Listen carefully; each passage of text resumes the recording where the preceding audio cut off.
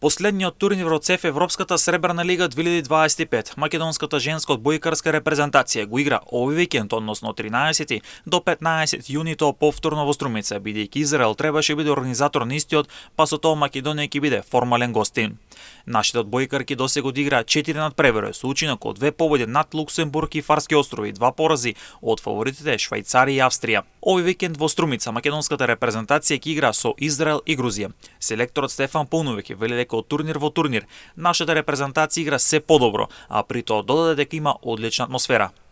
До оваа година немавме освоено сет, а сега имаме 2 победи по 4 одиграни надпревари и задоволен сум. Од турнир во турнир играме се подобро и навистина ме радува што растеме како екипа. Многу пати потенцирав дека имаме одлична атмосфера. Девојките имаат убава енергија надвор од теренот, а истата ја пренесуваат во игра и се поддршка една на друга, што многу значи во полето. Во пресрет на последниот турнир работиме на корекција на некои работи кои се покажаа како проблеми и не беа добри во нашата игра. Се надевам дека ќе ги поправиме и во најдобро светло ќе се покажеме на последниот турнир во годинешното издание, вели селекторот Стефан Пауновиќ.